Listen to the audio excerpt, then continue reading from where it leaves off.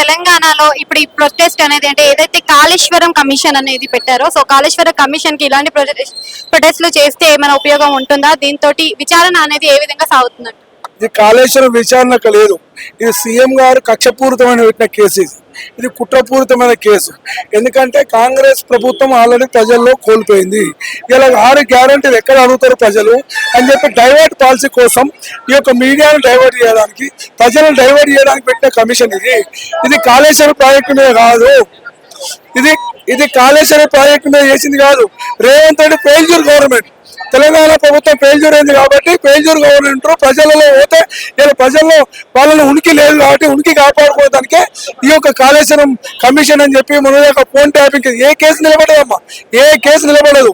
ఇది కక్షపూరితమైన కేసు. తెలంగాణ ప్రభుత్వం 100% ఫెయిల్ అయింది, కాంగ్రెస్ ప్రభుత్వం ఫెయిల్ అయింది.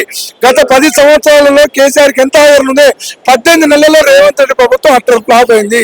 ఇది కక్షపూరితమైన కేసు. కానీ కాళేశ్వరం ప్రాజెక్టు అవినీతి జరగలేదు.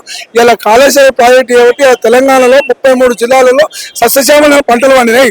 రేవంత్ రెడ్డి ఏదైనా చెరువు కట్టినా, ఓ కాలువ పెట్టినా మన పంట ఎట్లా పండింది? కేసీఆర్ పెట్టిన పునాదే కదా. కేసీఆర్ కాళేశ్వరం ప్రాజెక్ట్ వచ్చబోతున్నా అన్ని కోట్ల లక్షల ఎకరాలు ఇలా ధాన్యం పండింది. ధాన్యం కూడా కొనుగోలు చేస్తున్నారు కదా. ఇలా గంధమల్ల అని చెప్పి మనం మాట్లాడే గంధమల్ల చెరువు నీళ్ళు ఎక్కడ వస్తాయి? కాళేశ్వరం ప్రాజెక్ట్ నుంచి వస్తాయి కదా. ఇలా మేటిగడ్డ కానీ, సుందిలే కానీ, అన్నారం కానీ, ఇలా మిట్నాలే కానీ, అన్నపూర్ణ కానీ, రంగనాయక సార్ కానీ, మల్లన్న సార్ కానీ, కొండపోచమ్మ సార్ అని ఇవన్నీ నీళ్ళు ఎక్కడికి వస్తున్నాయి? ఇలా కేసీఆర్ చేసిన కదా. ఎండాకాలంలో కూడా ఇలా చెర్లు పొంగుతున్నాయి. దానికి కారణం ఎవరు? కేసీఆర్. ఇది కక్షపూరితంగా చేసినటువంటి కుట్ర. అంతేగాని ఇలా కేసీఆర్ మీద బురద చల్లాలి, ప్రభుత్వం మీద బురద చల్లాలని చెప్పి రేవంత్ రెడ్డి ఒక నాటకం ఆడుతున్న ఒక డ్రామా సీఎం, ఒక గుంపు మేస్త్రి. ఆ గుంపు మేస్త్రి మేము హెచ్చరిస్తున్నాం. రాబోయే రోజుల్లో మీకు తగిన బుద్ధి చెప్తారు తెలంగాణ ప్రజలు. ఖచ్చితంగా మీకు బుద్ధి చెప్పడం ఖాయమని చెప్పి తెలియదు.